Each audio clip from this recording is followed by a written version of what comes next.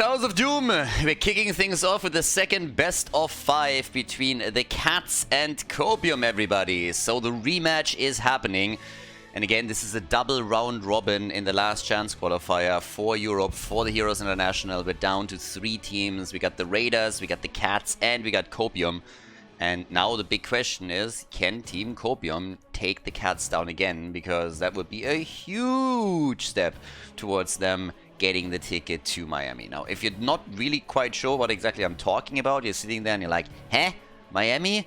What are you talking about? Then check out the link right over there. There's an offline event happening in the middle of October.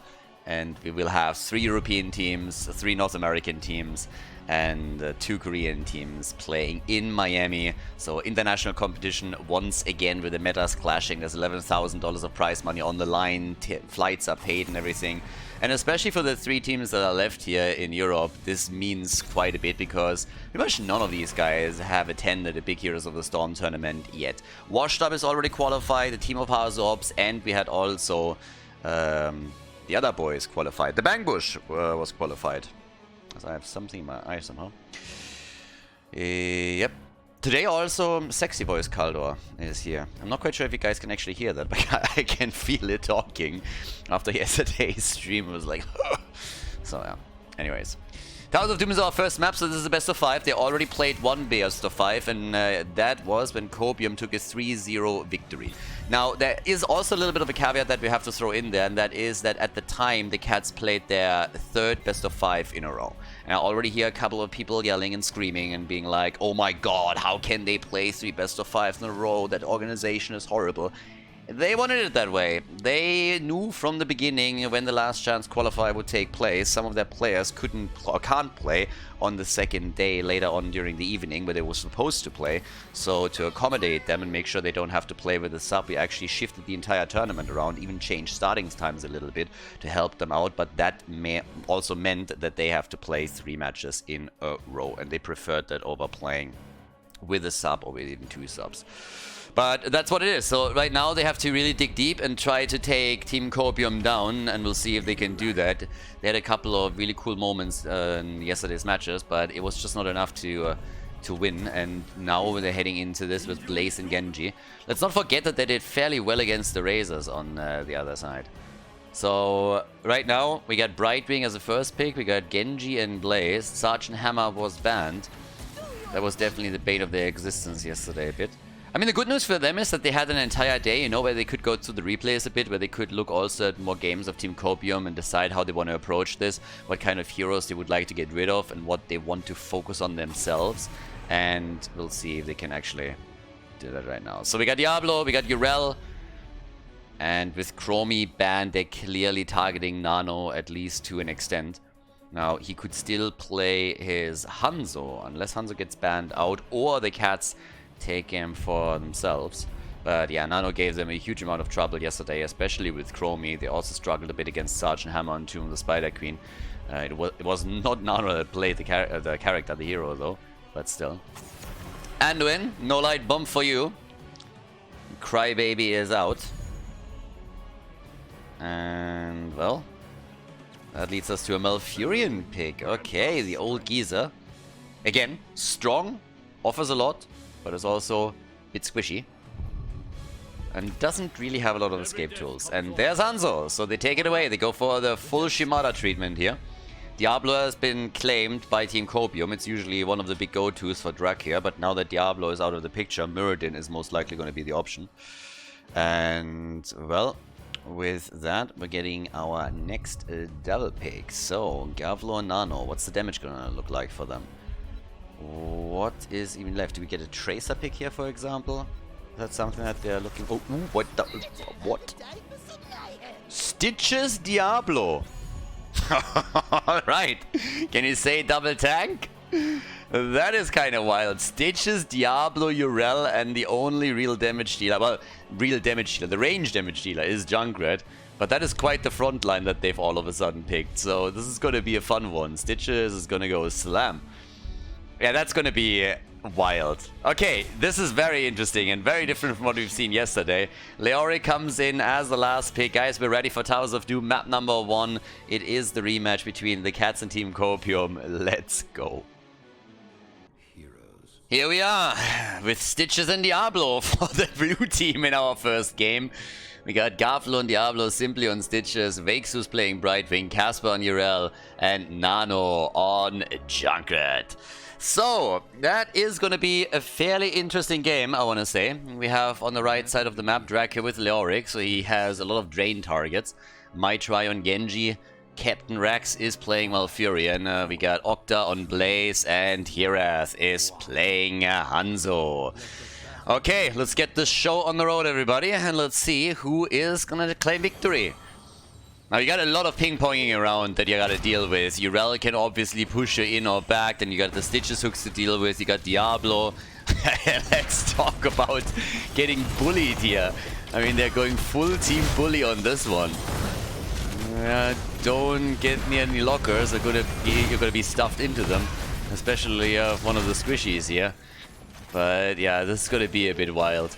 I'm really curious if we're gonna see any big adjustments in regards to the builds now that they're going for this.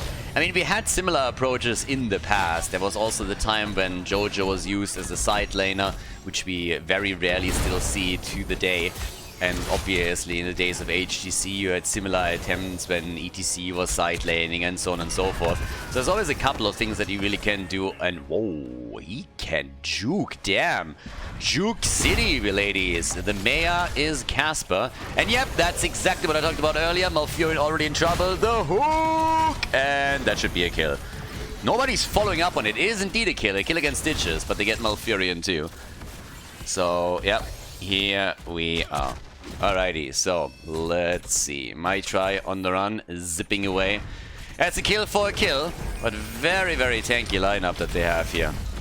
And I honestly am curious how they are gonna fare in those later team fights. Now, Leo is probably the best one that they have. But by the way, I've been looking at this for such a long time that I have completely blanked on the fact until now that we have also a Leoric main tank. just to put that here out there real quickly. So after they saw that front line, they decided that they would go into Leo as a main tank. I registered the pick, but it never even occurred to me that they didn't have a main tank. I just automatically assumed that there would be a Murden somewhere, because that's just what Drake does whenever he doesn't get his Diablo or Joanna. But what we're seeing right now is him going for Leo as a main tank, which we've obviously seen in the past, because now he has a drain available and can target that front line too. It's at least one of the reasons. If he can trade his life for a life on the other side, that's also totally worth it, with Leo respawning there. But yeah, this game is even more wild. It was already kind of funny when we had this massive beefy front line, Team Beefcake here on the blue team, but then now we have pretty much two side laners. Blaze and Leo. Both have been played as a main tank in the past, and I guess now both can fit that role. Is that going to be a March game? Not a March game, but like on level 20. I mean, normally I'm really ripping those talents, but I could totally see it in this context. Maybe not necessarily March, that's still a shit talent. But the 20 upgrade, that would definitely be a thing. So the challenges are happening. Again, we're early in the game. This is game number 1 of the best of 5 series. Shots are fired, top left, top right, exchanged as per our usual agreement, and now Malfurion was able to get them a second altar down at the bottom of the map. With level 4, we now get the Tenderizer. Get that meat juicy and tender, which makes me hungry right away. Why am I always thinking about food when I'm casting these games? It is such a vicious circle, it's insane. Too many of these talents are named after either food or after things that prepare food. It's just sad. But yeah, so with Leo right now on level 7, let's see what we're gonna get from him. But first of all, we got the Serrated Edge here, and we also got the Diabolical Momentum. And as you would have expected, it's a little bit more drain, so increases the range on it. We got a camp taken up at the top. It's a fairly even game up to now. So up to this point, both teams on eye level when it comes to taking altars, when it comes to going for camps. But it could change now. as it seems that we're gonna have another kill for, yep, Team Copium. They take down Blaze, and he is gone. So, Blaze is gone, down to the bottom of the map. It's Stitches, who's currently trying to hold the lane in the experience. But yeah, gotta be careful on this one as well, because he's not gonna be easily dealing with all of this.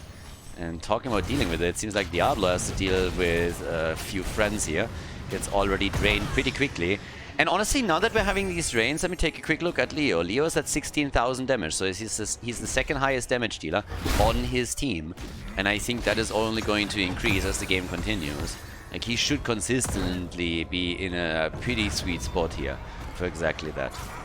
But yeah, now we come in again with another play being made as Diablo engages, trying to go for my try, but Genji is still fine, despite Bright being aiming to shut him down quickly. Leo also hooked again, goes for the drain, tries to ghost his way out of the fight, and is able to do so. But level 10 abilities are next up on the agenda, as both teams are aiming for the single altar that is currently on the map. Yeah, and of course there's still a couple of pumpkins to deal with too. Gotta take those out as quickly as possible. Yeah, another wall stun. My try. Gets bullied heavily. Still trying to get out of there. And look at this. Urel jumping into, just no escape for Hanzo. And I always knew that Hanzo was the shittier brother. Like, he's the one that dies right away. Genji, on the other hand, he was able to make his way out there. No problem for him. Another stun. And that's a channel for the blue team. So after killing Leoric, we're now looking at 4 kills to 1. Octa up at the top. He was just sitting there. It's like, look at my siege damage. He's side lane pushing, trying to get some value for the team, but that obviously meant it was a 4 versus 5 to begin with.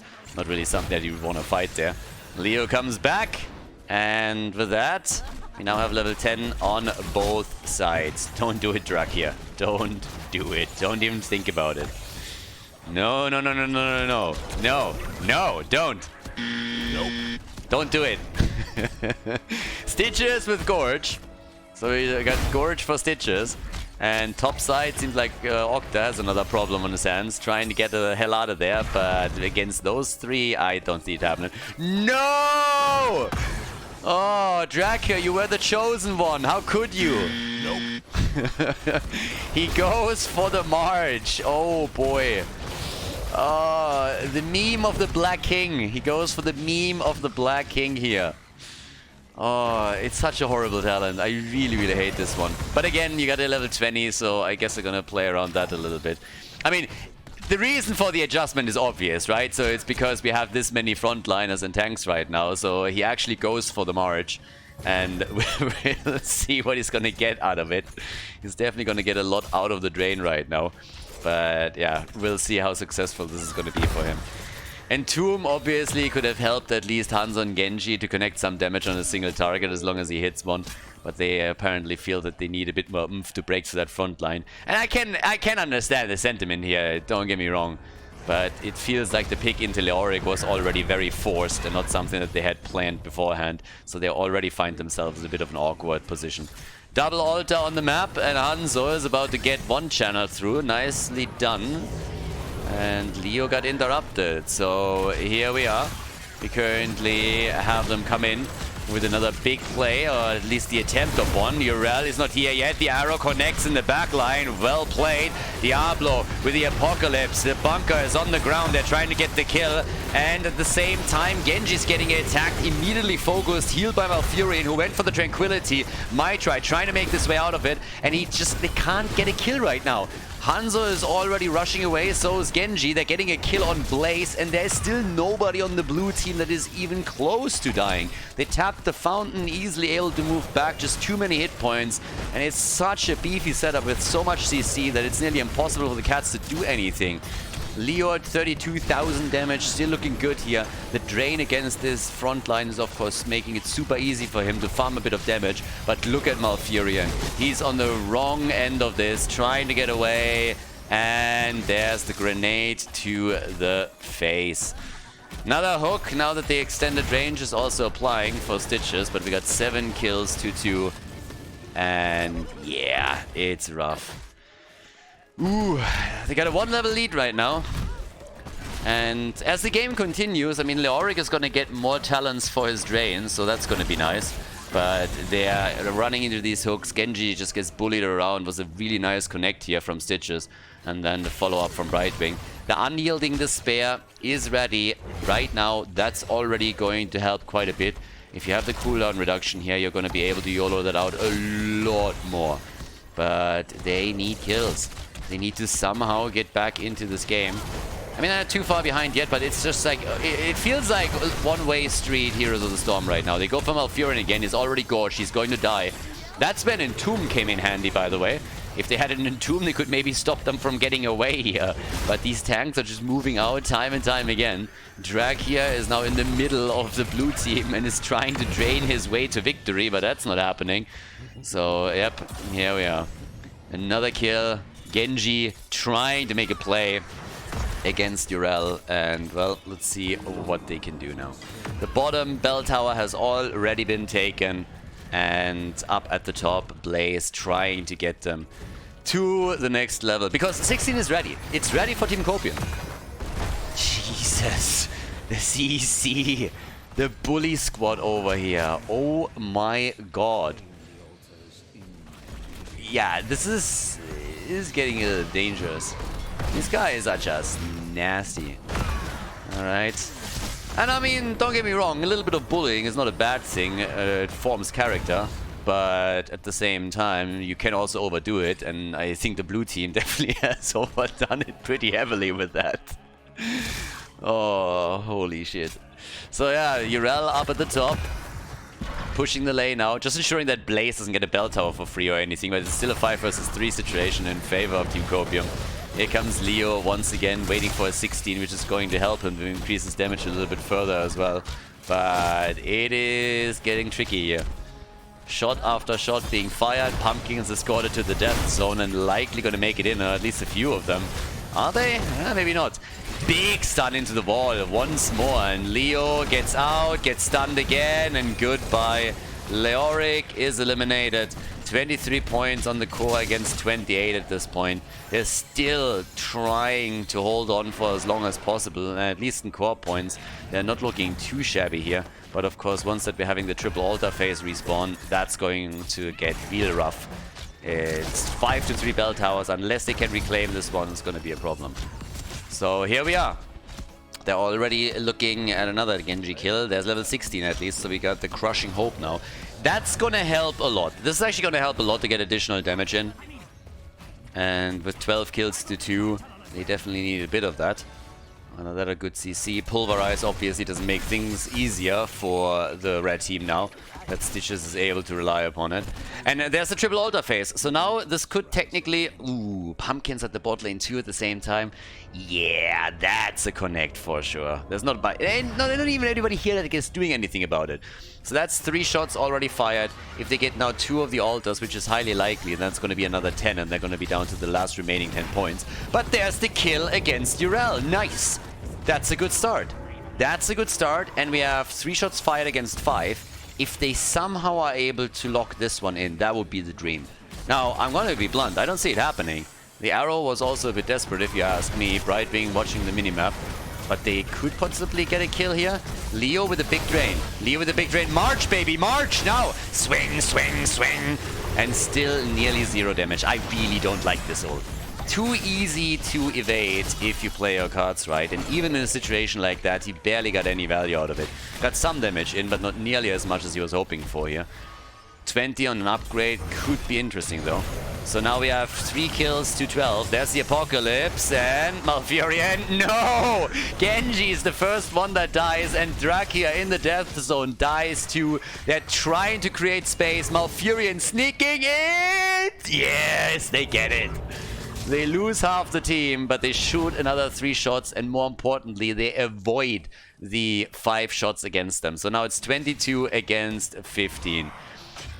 I mean, we all know what's happening here. They're desperately trying to get to level 20. That's pretty much the goal. Get to 20, survive somehow. And yeah, that's it. Do your best and check if you can maybe get to Storm Talons and then play around them. Diablo with the bot lane. So here we are. And Hirath on his way up to the top to get the double minion raid. A juicy, juicy experience. Pumpkins are still being escorted in. You gotta always dodge out on the hooks too. Level 20 is available. That gives us the invisible friends. Does nobody pick up on the fact that Brightwing is a fucking psychopath? I mean, Brightwing is a mental case. The talent is literally called Invisible Friends. Brightwing is high on some kind of shit and just hallucinates all day long, and people just look at it as like, nah, it's fine. It's like, nah, it'll be alright. It's okay. It's fine. Don't worry about it. I mean, it's literally in the talent descriptions. Magic Spit. Invisible Friends. The Safety Dust. I don't know what that is. Maybe the shitty cousin of the safe space? I mean, I don't know. But yeah, it's ridiculous. Now, Pumpkin's at the bottom of the map. We have still a 2-level gap until they hit level 20. And boy, oh boy. Have fun bitching that gap. No, not like this. He runs into the hook. Bunker, bunker, bunker, bunker. There we go. Let's see if they can maybe escape here. Oh, if they can get a kill now, that would be great. But of course, he just boosts away with the Hellgate. They're still trying another hook. Octa is, honestly, he's a hook magnet. Draka getting a little bit more value out of the March this time, but at the end of the day, he just marches himself into trouble. And so we have the front line eliminated. Now it's going to be the end of Genji, I suppose. Or does he know? He has his cooldown still.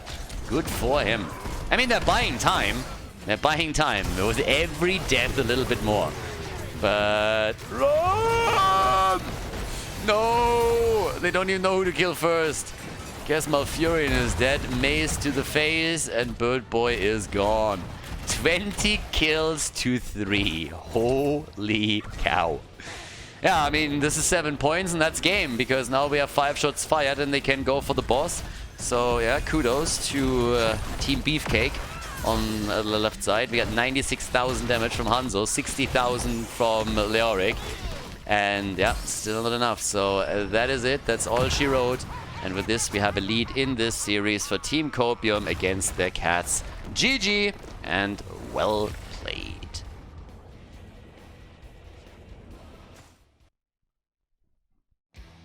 Before we head into game number 2, make sure that you subscribe to the channel if you haven't done it yet so you don't miss out on any future content here on Khaldor TV.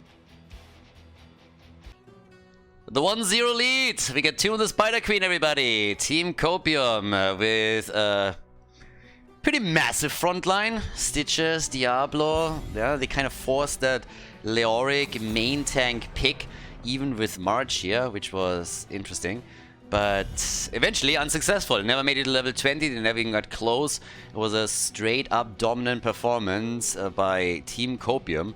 They're coping pretty well, I gotta say.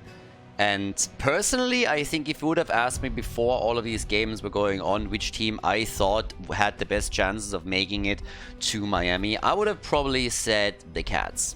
I would probably have said, okay, the Cats are not necessarily locked in, but I would say they have probably the best chances. But currently, Copium is just crushing it. They definitely are. They haven't played against the Raiders yet, so we're going to see how they're going to do against them. And this best of 5 series isn't over yet either. But let's have a little bit more of an idea of what's going on now with Tomb of the Spider Queen locked in. I mean, super quickly. It was an insta pick on that. So now we have Sergeant Hammer again banned, and you can already tell that from a ban pattern they are sticking with the same 2 bans that they already eliminated on the previous map. So that seems to be what they're trying to get rid of here. First pick, what's it gonna be? We get Johanna! Jojo for Tomb. Very, very early pick into her. Now, since there was not a single tank banned out, I honestly thought they would let that go. Even if Johanna then gets taken by Team Copium, they still got Diablo and Muradin, which are also both fine here. But they want that extra wave clear. So let's see what they actually can do now. We got Diablo and Brightwing. Yeah. Brightwing once again, and Diablo. For Diablo, the nice thing is that he gets his stacks together, of course, a lot more quickly, because you can easily rotate between the lanes here, and there's a lot of globes to be picked up too if you're going into Devil's Due as a level 1, for example. Whereas now Sylvanas gets taken. Okay, so we actually have already a really nice push power play by them. And we have Anduin. The lions above all. We're not even in the game, it already annoys me. I guess that's a Genji ban. Or they pick Genji for themselves. I got a question. If you play World of Warcraft, right?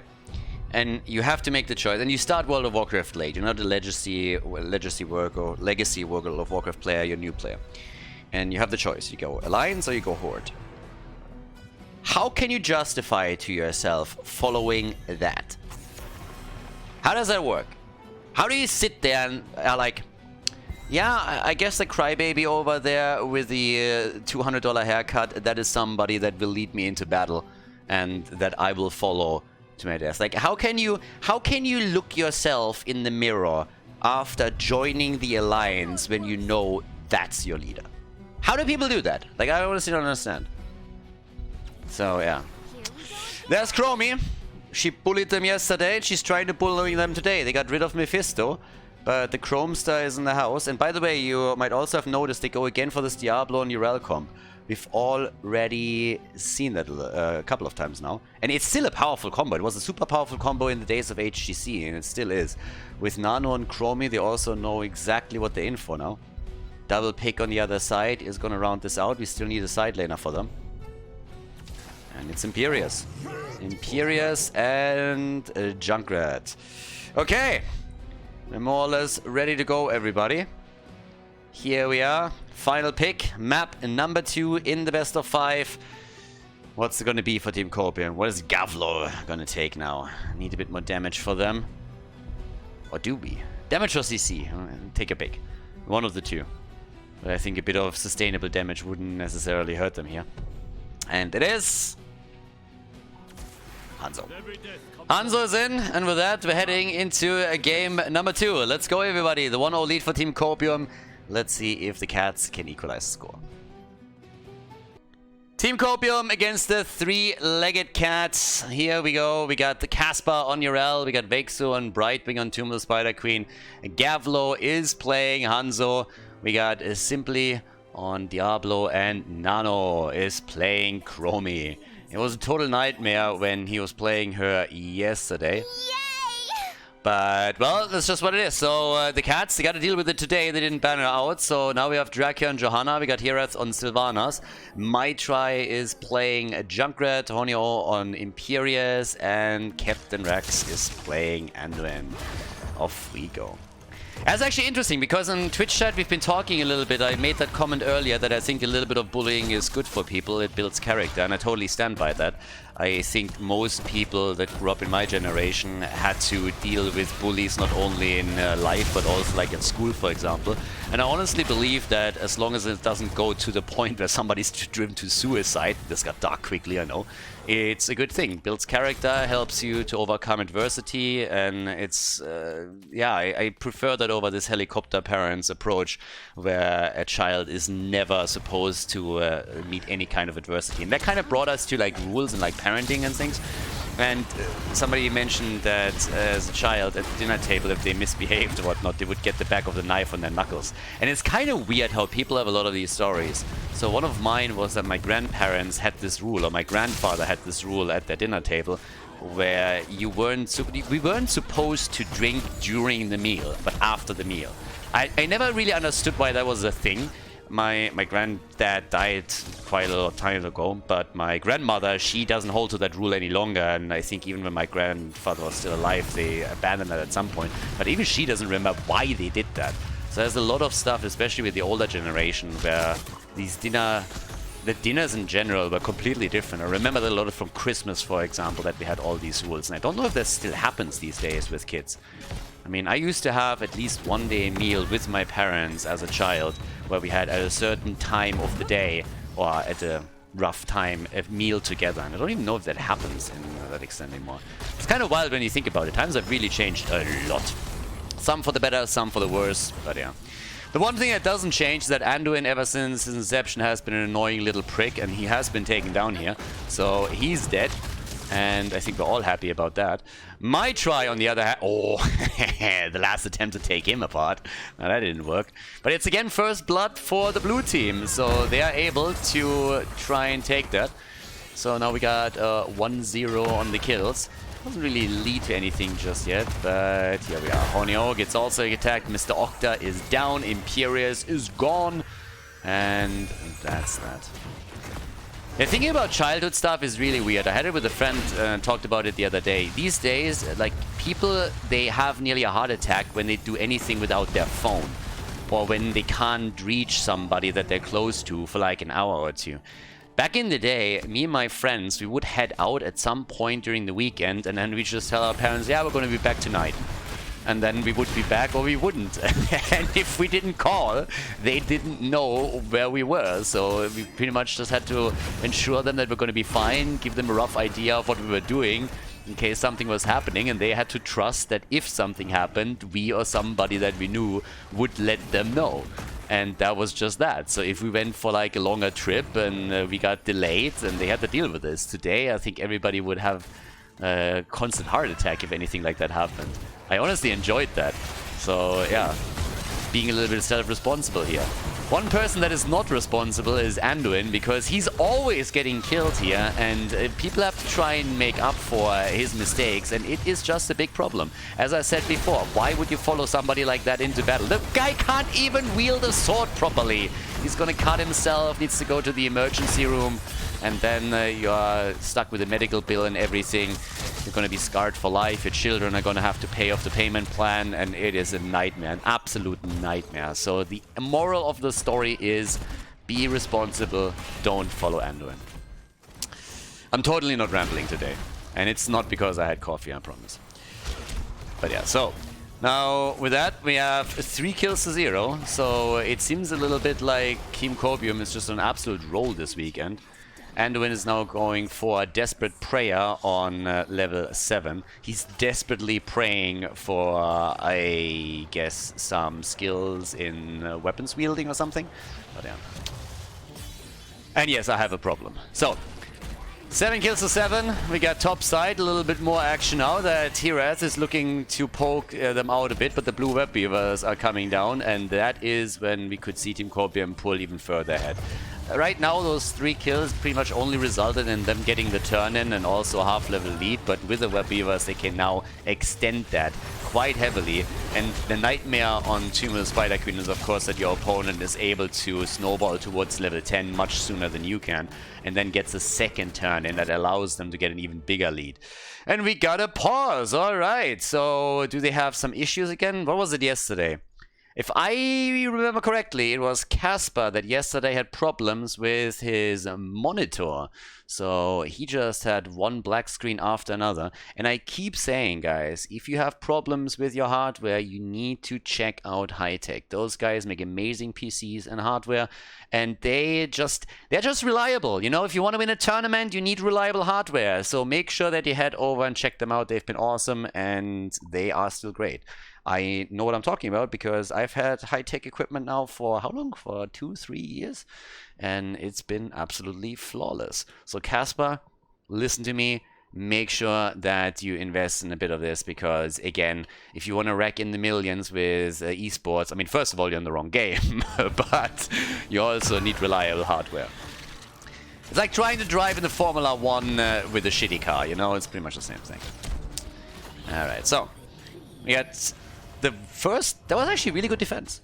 So Web Beaver Wave number 1 has been thwarted, and we still have a lot of gems on the side of the cats. They can now come in and try and get their own turn in, but I gotta admit that I expect them to take a lot more damage on the forts. Not necessarily one to be dropped, but still, that was a very good defense by them. So Sylvana's helping a lot here. Let's see what they can do. I mean, you got half a level. Half a level, then your opponent has level 10. Not enough gems for a second turn in, but hey. Gotta start somewhere. Okay, so what else do we have now? We got 13 stacks for Chromie on the level 1. Blue team turns in. You see, this is what I've been talking about quite a bit. If you have gems and you have a little bit of a lull in the game, then just go and turn in. It's never really a bad idea unless it slows you down on a super important rotation. Oh, Brightwing, Trashwing, Trashwing! No! The fruit fly got away. This exterminator is not his money's worth. So yeah. Level 10 is ready. We got down to the bot lane, Imperius all alone, very much solo, and giving them a bit more XP that leads to heroic abilities on the side of the cats as well. So, Wrath of Ningiris is in, we got the Light Bomb, we have the Blessed Shield, and they're trying to go for the Chrome Star, and that's a kill. Chromie gets slapped around a little bit, but she likes that shit. Yeah, she's a little bit on the kinky side. Chromie was always a bit of a weird one. But yeah, that's just how it is. I mean, whatever floats your boat. Whatever. I mean, I'm not gonna judge what's happening in Chromie's bedroom. So, 3 kills to 1. We got the red web beavers now coming down, and that is an opportunity for the cats to turn the game around. Nicely done. They got the kill on Chromie, they got the turn in, they defended well on the first objective, and now they have a chance to take a couple of structures down. So the game is currently looking a little bit better for them. Bot lane, Urel already trying to push this out just slightly, but the main action is going to focus on the mid and the top lane. Imperius and Urel, just in a little 1v1 is going to continue here. Yeah, you got Junkrat, of course, with a bit of extra poke, and down at the bottom of the map, yeah, they wanted Urel, but they couldn't get her. That would have been a nice kill. If they can get that kill before Brightwing assists, that would be great, but as it stands, it seems that Diablo's going to be the one to fall. Dibbles down, that arrow a bit too late by Hanzo, so that didn't really help them here. Now, that's the second kill for the cats, and they're doing quite a bit of damage here. Moving into the middle, starting to take the fort down a little bit. Similar things happening at the bottom of the map. Not able to drop one, but hey, gotta start somewhere. So 2 of them are already damaged. And even experience. Oh, 25 gems! And they're saved. Anduin with a little pull. And on that account, we now have also, by the way, the timeout. Was he actually on cooldown earlier on the timeout? I really thought that Chromie still had it when she died, but I guess it didn't. So we have the blue team counter with a turn-in on themselves. So now the chance for them. They didn't even break the wall in the middle. Damn. She gets out. Alright. Sylvanas is gone. She's able to escape here. There's a level 13 talent. I mean, both of them will have it in a moment, so it's not really a big deal. Hello, and oh, the barbecue and the kill. Hanzo is down, Brightwing nearly dead. Now they're trying for Diablo, and the Riptire rips him to pieces.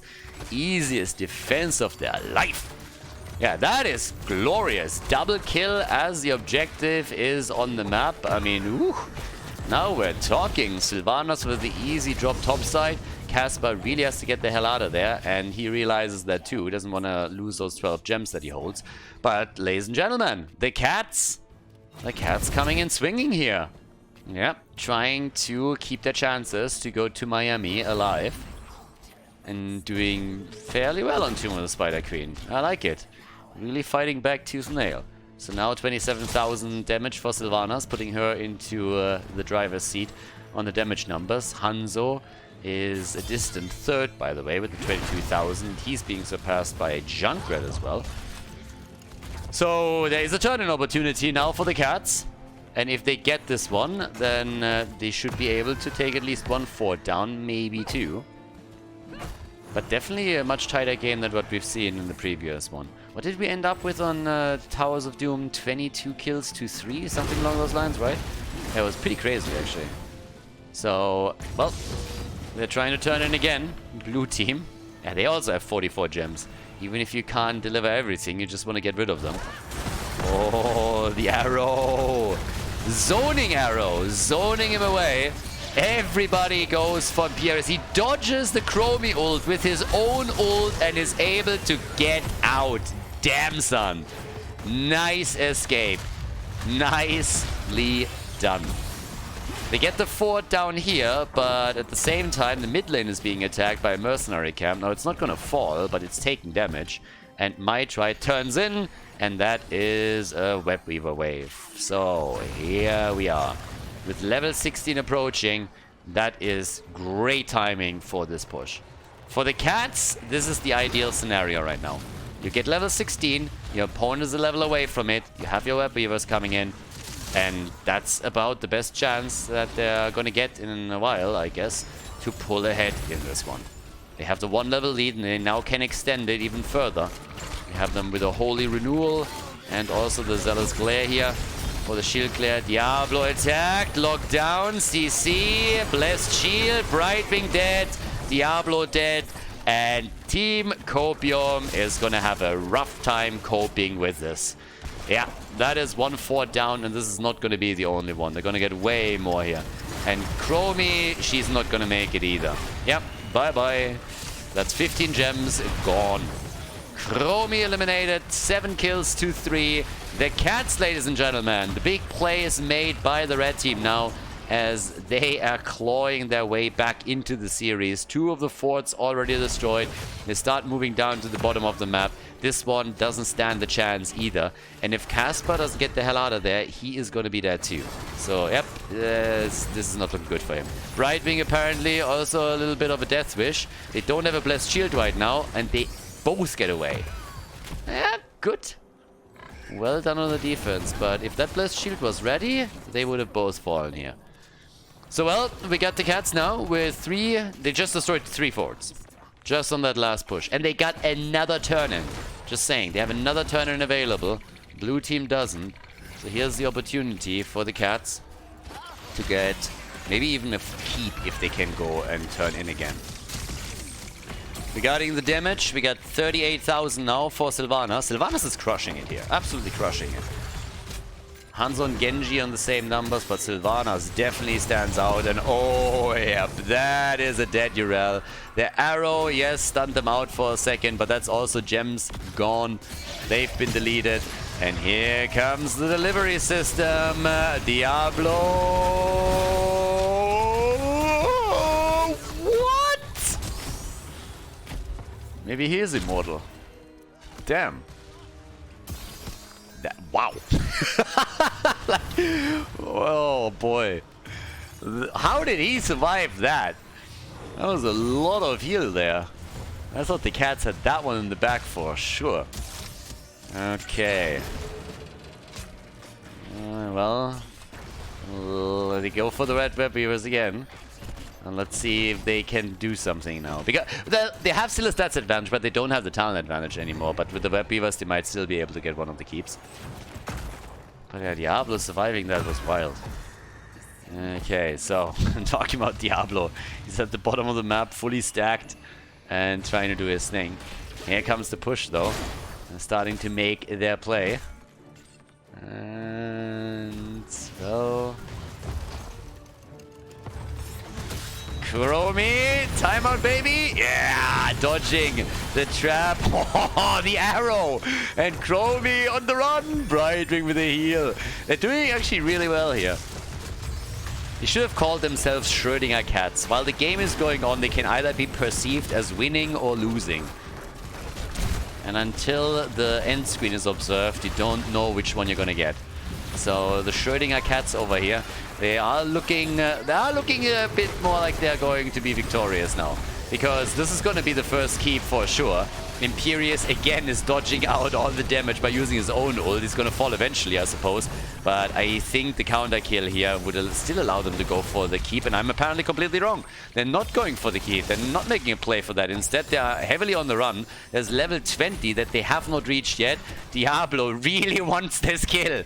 Diablo, and he's getting shut down. Doesn't stand a chance there. But now we have a turn-on opportunity for the blue team. So this is actually not over. I really thought they would get the keep in the middle, but they didn't. Now they can turn in, and they're also aggroing the boss at the same time. So they won both, and why wouldn't they? They have Imperius taken down. They are missing Urel. Yeah, well, if you want to keep that aggro up, you got to be a bit more aggressive. Now let's not forget that they just turned in with the opponent already accessing their level 20 talents, which means that we got the Impervious right now. And we got the Radiating Faith. And do the cats know that they're supposed to defend? because they're just going for the attack. Like, well, good offense is the best defense. So they're coming in early, taking the web weave out. Pretty much all that Team Copium bought themselves here is a bit of time to get to level 20. One web weaver gone, second one at the top is going to do a bit of work, but most likely not going to get a kill. Yeah, here's the Riptire. Urel is also starting to come in, and they should be able to get away, and they are. Yeah, more time being bought on level 19, so it's a 1 level gap, and holy shit! That combo. Arrow into Chromie damage, and Dracula didn't even know what happened, and then he was dead. He was just sitting there one moment, easily moving away. Now they're going for the Crybaby again. But yeah, Diablo used that a bit too early, and Anduin made it out, but Imperius didn't. So all of a sudden, this game is getting fully turned again. Guys, what is going on here? Team Copium. The kill against Joanna was one thing, but now they nearly got Anduin. They dropped Imperius, and now they have the Web Weavers at the bottom of the map going for the keep. They're gonna get this one. This keep is gonna fall. Are you for real? Schrödinger's cats, I told you. Even when they're winning, they can still be perceived as losing. So that might be the end of it. They're just going for the core. What is going on here? What? Are you for real? 9 kills to 6. The cats in trouble. They still have 2 heroes down. Jojo is about to come back. I don't think they can end this. Maybe now they can. They just killed Junkrat, so that means even with Jojo back to business, 2 heroes are gone. But this is gonna hurt. I think they have to fall back. I don't think this is happening right now. They are poking the core down a little bit, but Imperius back in 2 seconds. You really want to fight this out, boys. Apparently they do. I mean, they are braver than I would be in that situation. That's definitely quite the gamble, but so far it's working out for them. 77% on the core. Here comes the play against Hanzo, though. Hanzo is dead. I think we're going to see a second kill. Yep, Brightwing is down, and they might have overstayed here. Diablo is dead too, and I don't know if that was worth it. If they would have moved back after taking the keep, they could have gotten the top 4 and they would have still been ahead. But as it stands now, they gotta be a bit worried about the top lane. Because that boss is likely gonna be taken now. There's catapults down here at the 19-minute mark, so yeah, second one is coming in. Is Junkrat gonna stop by before he rides top? Yeah. So they're gonna try and end with the boss, I suppose. By the time that the boss is done, we're gonna have Hanzo and Brightwing most likely on the map. But yeah. I'm not quite sure if that choice that was made here by Team Copium to really fight it out on the core until the end was really worth it. Now, they should still be able to defend this, but I think the keep is definitely gone. The interesting question is what's going to happen down here at the bottom of the map now, because we have a double catapult already with a third one coming in, so there's a pretty good chance that this is going to do damage to the core. Oh, Sylvanas, yeah, of course, that's going to help them too. This is a really, really interesting situation right now. This could be Winions. Yeah, catapults on the core already, and they are hurting at that point in time, but there's a minion wave that just spawned, and that might just what saves the day for them. I think that minion wave might just be the saving grace. But the core is taking damage, as you can see, and quite a bit of that too. 62%, Sylvanas coming back, we're looking at 55. She stops most of it, but that's 48% on the core. The top keep is gone. And the boss is still damaging the shield a little bit, but never really scratches the actual core hit points. So this is a wild game here. But with 48%, you gotta be worried that eventually your opponent is just getting a kill and then just YOLOs in for the core and right-clicks the shit out of it. So on the gem side, we got 30 against 45. Caspar should probably turn in. I mean, there's no reason not to. They take the top fort, as they should. Leave some of the damage that they have here. But that's a wild game. That is a wild second game. Just a couple of minutes ago, it looked like it was a sure victory for the Cats, and now instead... I mean, it's that constant back and forth, right? First, it looked like the Cats had it in the back. Then, it's a turnaround by Team Copium. They go for the core and are able to take it down quite a notch. All of a sudden, the Cats fight back, take the boss, get a few kills, go for the top keep, and then the catapults nearly end the game and force the Cats to retreat. So, yeah, it's all over the place. Back and forth, time and time again. 65,000 damage now from Hanzo, and each of these teams could still win it. Easily, I might add. But, yep. Now, we got, at this point in time, Heroes still riding the money pick in style. Fully color coordinated too. And it's enough gems now for the red team, so they're gonna get a turn in. They have 2 more gems that they need to pick up, which is gonna happen right now. And that's a possible turn in for the cats. So, that is an interesting little development here. Cats with the red web weaver wave. Can it be stopped? Can Team Copium stop this? No. Oh god, that mount is so stupid and so good at the same time.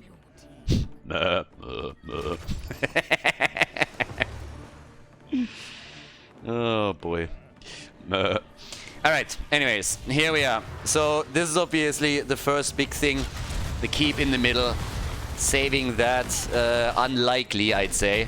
It's all about also saving the game. If you can still keep the keep at the bottom of the map in play, that's a big win, I think. But yeah, this one is obviously gone. Urel is dealing with the top, and now it's a question of whether or not they're going to lose all of their major structures, or they can hold on to at least one of them. It's going to come down to a team fight eventually, so whoever gets the next kill has an opportunity to maybe snowball it and go for the core, especially, of course, since the cats have already lost 50% of theirs.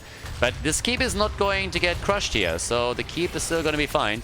Urel... Oh, I was waiting for the blessed shield. Oh, holy hell. So, with that, we now have still at 5 kill difference. 56 gems, by the way, for Team Copium. So it's not only the red team that is collecting gems throughout all of this. There is an opportunity soon for the blue team to get another Web Weaver Wave 2, and that might then help them to go straight for the core. So, already we got the camp getting attacked, and they're invading. They want this. Urel isn't here yet. Diablo's trying to push his way out of this one. Ult, there's the ult. There's the ult from Imperius. Goes for the ult. Arrow right away, and they are trying to get the kill here against Imperius. Urel moving in from the side, has to be careful, popping her own ult. Jojo in trouble, she's dead first, and that's a 5 versus 4. He has the opportunity for Team Copium to turn in and end the game. Casper moving over, looking to see if they can stop them from retreating, but here's the turn and opportunity, and together with that, they should be able to push for the... well, for the core or for a couple more keeps. I mean, it doesn't get any better than that. 40 seconds until Johanna is back on the map. And in that 5 versus 4, the cats have to be really, really careful. They're trying to push the lanes out a bit further so that the web weavers are not posing too big of a problem. But it's the bot lane that gets attacked, and this is exactly where they're aiming for. They're pushing this out super, super quickly. And let's see how good the defense of the cats is. Jojo is gone. They're trying to catch somebody before that even happens. Anduin ruining the day again. Being the killjoy that he is, quick pull out. Junkrat might have fallen here, but Jojo is about to be back. And again, they're attempting to brute force this. Not sure if that's gonna be worth it, but their core is already so low that it might just work out for them. They're destroying the shield quickly. Arrow is out once again. They're starting to poke it. They're poking it quickly. 37%. They could just right-click at this point, and that's exactly what they're doing. Moving in for the core. Hanzo is dead. 20%. They're gonna lose a few more, but the game is over. A 2-0 lead for Team Copium in this best of 5 against the cats.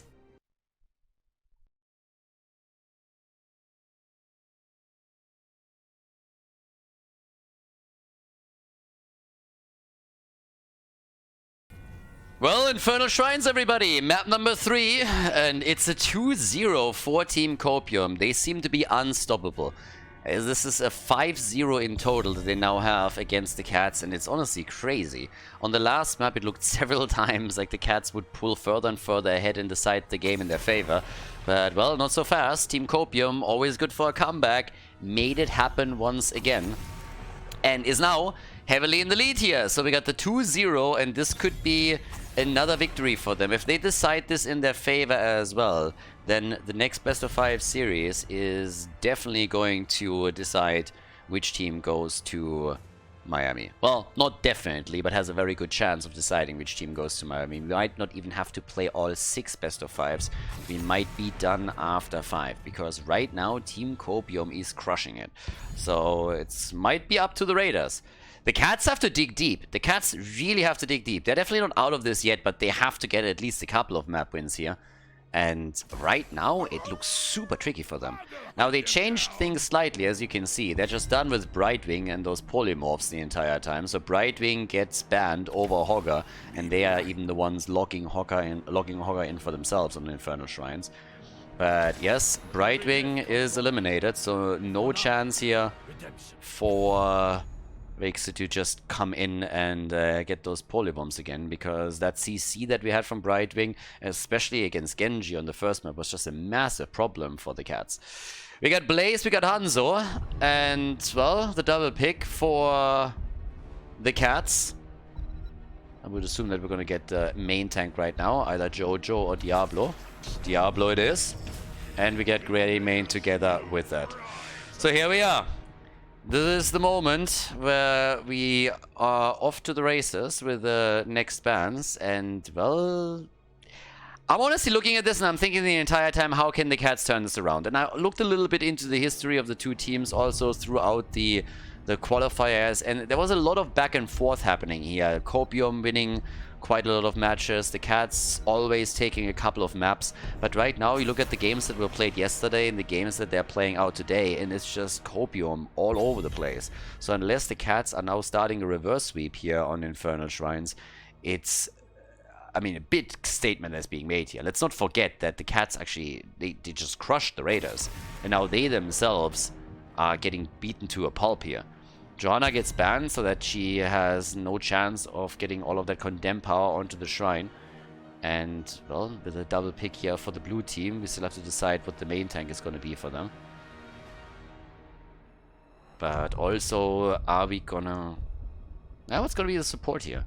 I mean, depending what you're going to go for as your main tank, you could also go into a Stukov composition again, which I don't necessarily assume is going to happen. But, yep, it's Malfurion instead.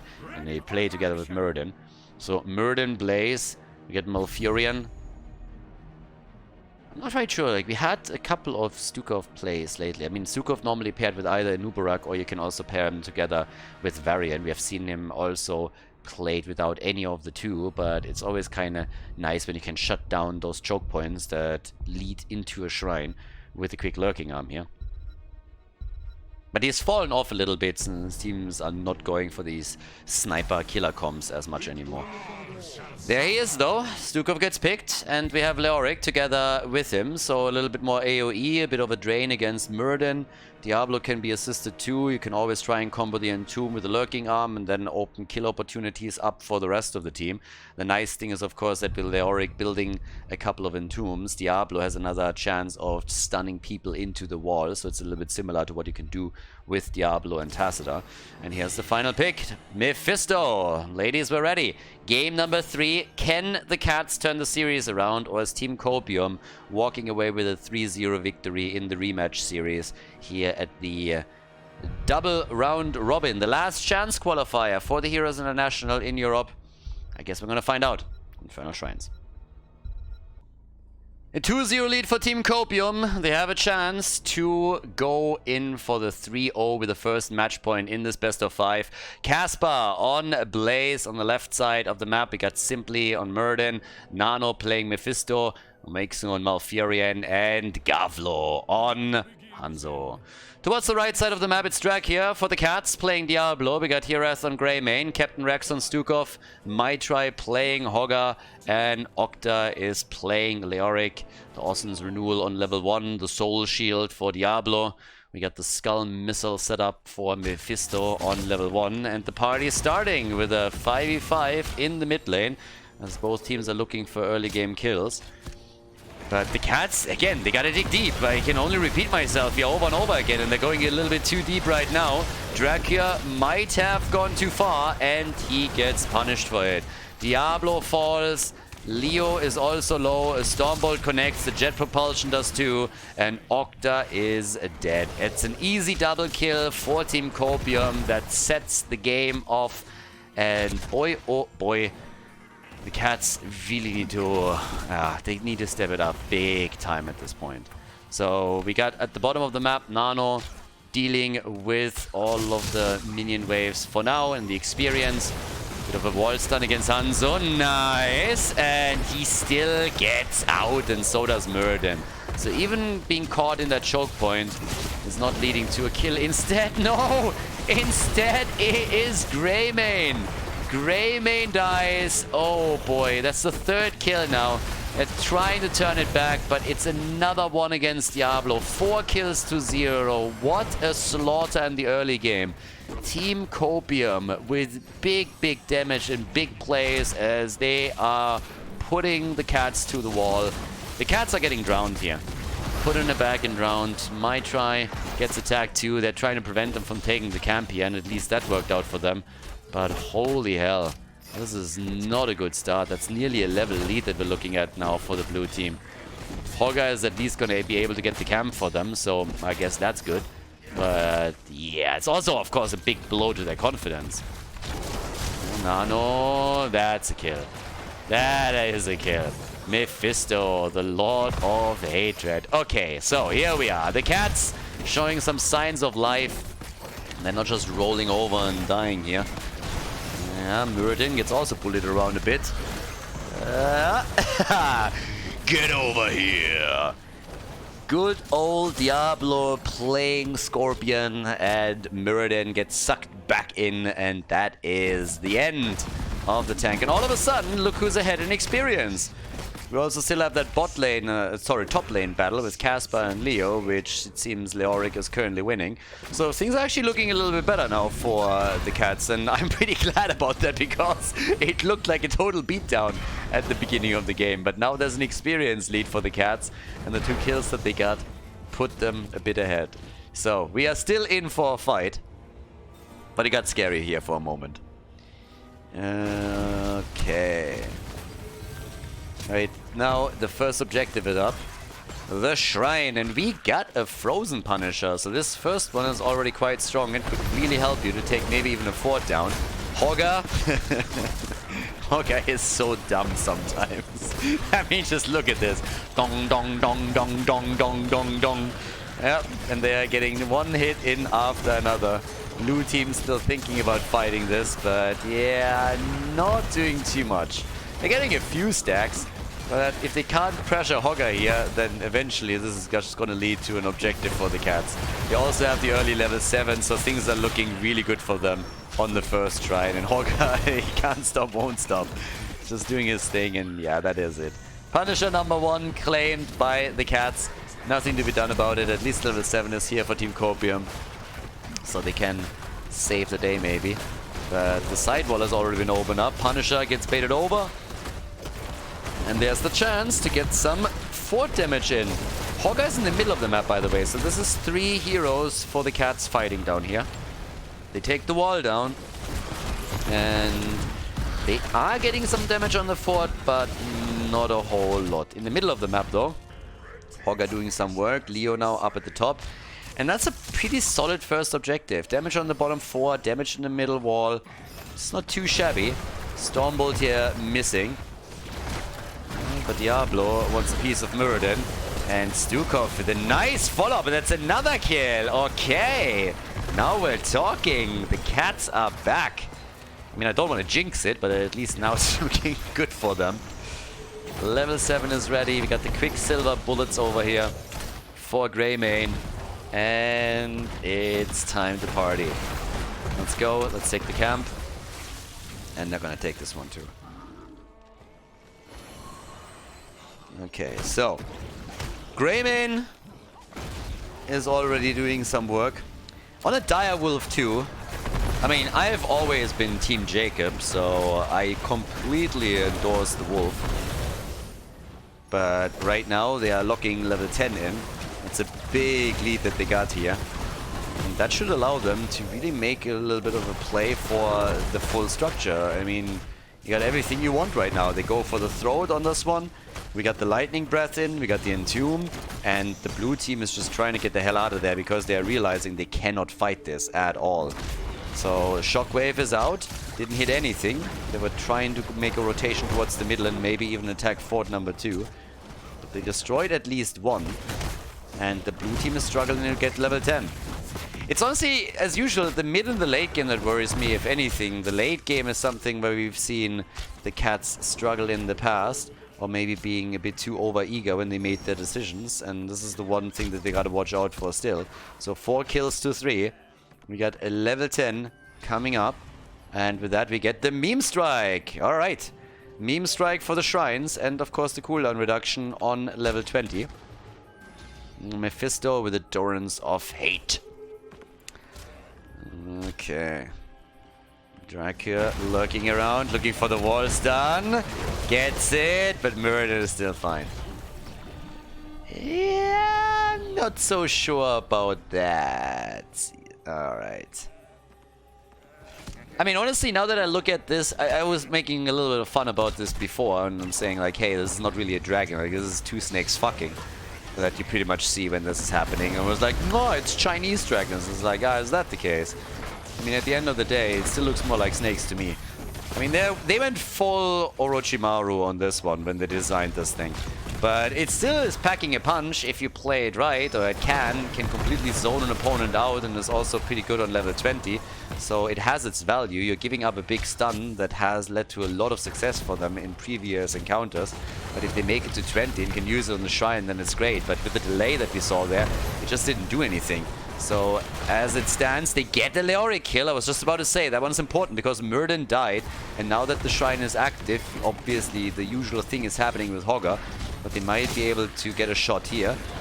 Off we go. We got the ult ready for Hanzo, so there's the opportunity to maybe zone them, get some damage in. But so far they're not... There it is. Yeah, I think the timing is a little bit off on this one. I mean, nah, not really. So they're trying to go and get the Punisher, and maybe this time they have a chance, but they need to stop Hogger somehow.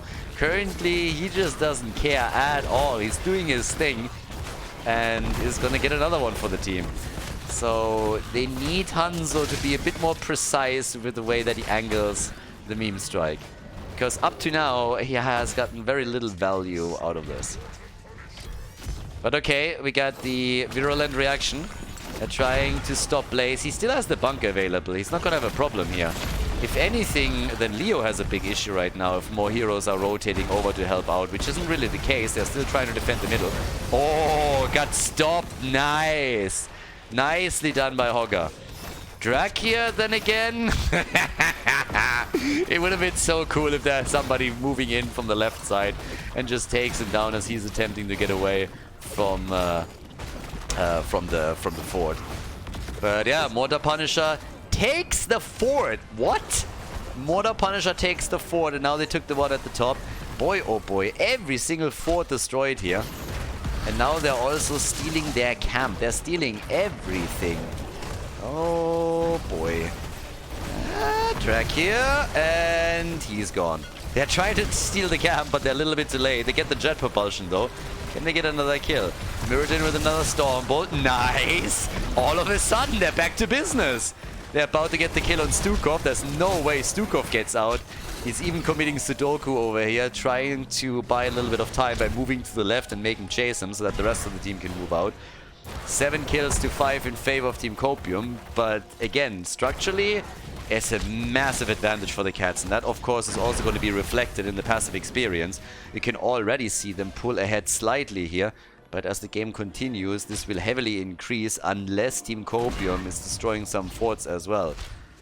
Mercenary experience, also mad advantage. It's really the diligence and the discipline around the minion XP where we have Team Copium make up a lot of ground. Mephisto gets caught pretty deep on the left side though. Damn. You really hate that guy, don't they? I mean, Diablo always wanted to prove that he's the bigger evil apparently. So, yeah. But then again, they're invading as much as they can.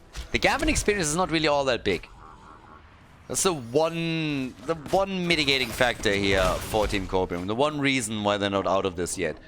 There will be a small gap where the cats have level 16 and Team Copium doesn't. but I do not think that it affects the next shrine. But Team Copium has to really go for the next one. The cats, they are of course smelling blood in the water right now. They know that they have an opportunity here. Oh, big snake play. Me likey. They're getting Greymane with this one. That one was awesome. And I guess Diablo is dead too. Diablo attacked, bullied, and goodbye. So they get a double kill. And that gives them level 16. 9 kills to 6. But that was pretty sweet. So they got big damage in from Hanzo this time. He had some problems angling the earlier ults, but this one was glorious. Now, in an ideal world, you take down the top fort so that your opponent doesn't have a fountain either. Pretty sure it's not going to get to that, but yeah, if they can take the towers down, that would be a step in the right direction. Oh, no way. Really? Are they getting kills now? Yeah, that would be a disaster. Can you imagine? They had to use the cooldown on the fountain already, so that's bad news. You might have a fountain, but that's not really going to help you in the next battle if you had to use it already. Oh, the stuns everywhere. Damn, son. There's the Entomb as they're trying to turn it. Greymane is coming in too. Gavlo jumping out somehow, but Stukov is dead. Turrets of Fate! What the fuck? They're getting the kills! They're getting the kills. They take Leo and Greymane out. That's a 5 versus 2 on the map. And they go for the fort. Oh boy, Copium. Once again with the big boy damage. Look at this. They're all choking up here. The ult of Hanzo takes down Stukov. And then they're in the choke point. The Durance of Hate and all of the stuns are coming in. And they're just taking them apart. 12 kills to 6. The top lane is wide open now. But damn. The cats, they can't catch a break. They really can't catch a break here. So the red team is trying to push this back by, yeah, pushing the mid lane, pushing the bot lane a little bit, hoping for a sneaky kill here too. The Entomb misses as Casper is dancing out of it. And it is a nightmare, an absolute nightmare for the red team. So here we are. They get the stun at least. Yeah, can they go for another one? The slow, the jump, the Stormbolt misses. Zoning Stormbolt right here. 5 versus 5 on the map. Bit of a leading experience for Team Copium. They have taken 1 fort down. They need to destroy a bit more. They are currently looking to lock in the Punisher at the top, which they still haven't gotten. So it's 26-0. Yeah, nice one. This one zoned them well, and they are using the opportunity in the space created by Hanzo's ult to go for Hogger and take him down. Hogger is dead, and with that, they might even, I mean, they might steal the camp away. They have a lot of space topside now where they can push the lane out and maybe even knock the wall at the keep down. Well, we have Hanzo going for the the Punisher itself. So far, so good. Copium, they still want the 3-0, and they now have a chance to go for the keep. Now they are not looking at level 20, but they can start to take that wall down a little bit. Dracula is still there, but one of the towers is going to fall before the Punisher arrives. And they also open up the side wall, which is super important because now they can see and can follow up on a Punisher jump. It's an Arcane Punisher too, so those Arcane sentries are going to do work. I think that keep is gone. I don't think they can hold this one. And it's 19.5. If they get a kill here and obliterate another minion wave, they might also get Storm Talons. Guys, this could even go for a game depending on how it plays out. So the first ult is already out from Hanzo. But yes, the keep is gone as expected. Can they get a kill? That's a big question. Can they get a kill here? Stormbolt is missing. They're trying. Bait into the middle so that the core is safe. But that means that the keep is also taking a bit of damage and they're not risking anything. They're just moving away. They also have to deal with this at the bottom of the map. And they have a similar situation unfolding in front of them in the mid lane where the keep is going to get attacked. So they have to defend this unless they are willing to risk losing keeps on their own, just on the off chance that they can go for the core, which doesn't really happen so far. But boy, oh boy. There's level 20. Mephisto gets attacked, is able to get out. We got the fortified bunker, we got the rewind, and more importantly, we have the meme strike upgraded. The dragon awakens.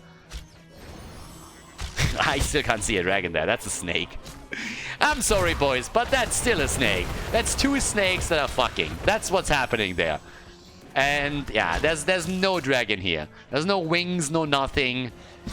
I mean, even if you go for a Sea Serpent, they usually have at least a little bit of wings or something. So, yeah. Looks cool, I give you that. But there is no dragon here. Those are snakes. Those are fucking snakes. Rattlesnakes, if you want to be exact. There's no dragon. I have no idea how they come up with, like, the Dragon Awakens. Yeah, Deine Mutter. So, no way. Level 20 on both sides. Still looks cool, don't get me wrong. But that's not a dragon. Anyways. It's about as much of a dragon as Chromie is a dragon, okay? It's about the same thing here. So, yeah, ain't happening. Sorry, you can't lie to me like this. Getting fully gaslit by Blizzard here. I have eyes. I can see this. This is not a dragon. You calling it a dragon doesn't make it a dragon. So they're trying to steal the camp at the top. We got, for now... they're actually going for the play. I mean, again, this is a choke point. What the fuck is that? Like, dude, at this point, I just gotta say, Gavlo, you need glasses. I mean, maybe he thought they would run away and he was trying to cut them off here, but the camp wasn't taken yet. They still got the Hogger kill, but Gavlo is drunk. It's 3 o'clock in Europe right now, 3 p.m., and he's been drinking for hours, at least judging from the way that those meme strikes are going. He is just wasted. I mean, it's working for him, don't get me wrong. Apparently, the more he drinks, the better he gets. But there's at 15 kills to 6, and they're just going for the mid lane now. Not even trying for the top. But yeah, okay, this is a little bit better.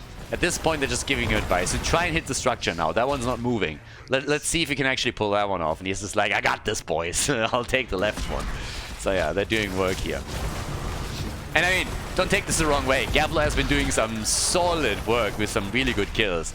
And I guess they really thought that the red team was just trying to get out and then had to move into it. But with the camp not taken, I don't really think that would have happened. So yeah, either way, as it stands, we got another shrine activating. And this one is the big one. So it's a 5 versus 5 on the map. Structure situation hasn't really changed. There's still 2 forts in play for the cats. Those haven't been destroyed. The one in the mid lane is taking damage, but it's being saved, and that means that the fountain is also still available. But the top keep, of course, has been taken down earlier. Team Copium looking for kills, and so does the cats. The cats are moving in from the side, trying to make a play here. that one again. I mean, he's trying to get control of areas that the cats are for some reason not fighting for. So he has the ult ready in a couple of seconds again. The cooldown reduction on level 20 is amazing. But there we are. This one is a little bit better. All right, now we're talking. They're getting a kill, but they're also losing one. They're losing Mephisto. They get the double now that they're dropping Hogger.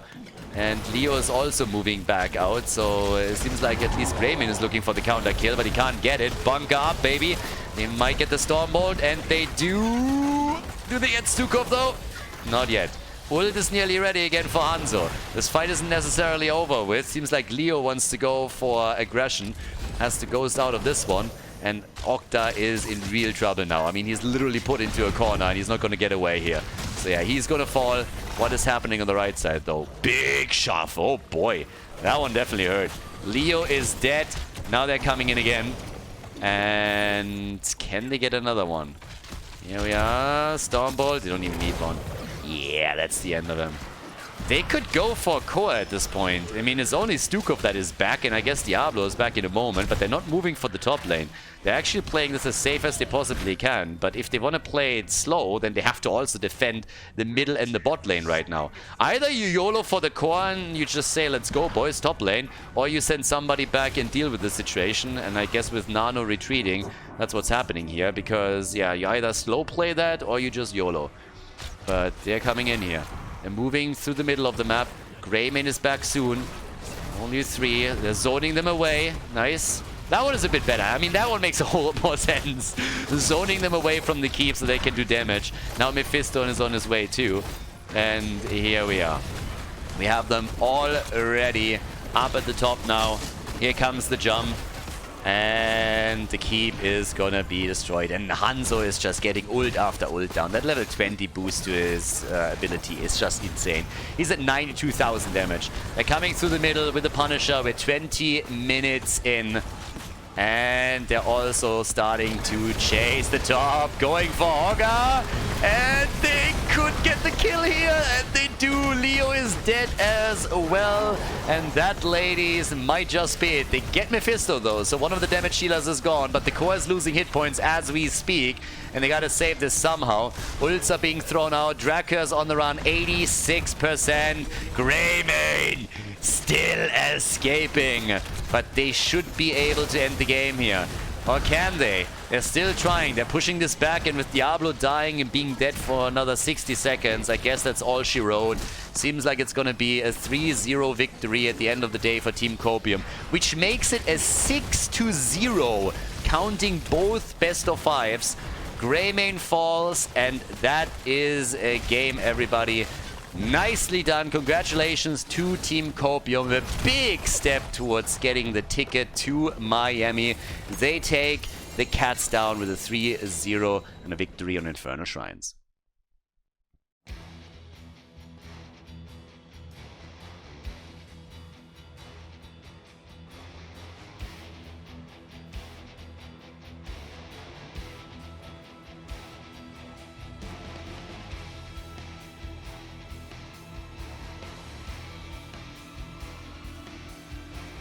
Thank you everybody for watching the video today. I hope that you enjoyed the show and the commentary. And keep in mind that the spoiler protection that is going to run for the rest of the video is made possible by all the support on patreon.com. So guys, if you want to support my work, if you want to help me start new projects and keep the spoiler protection in place, please consider heading over to patreon.com/Khaldor. There's also a link in the YouTube description, and check that out.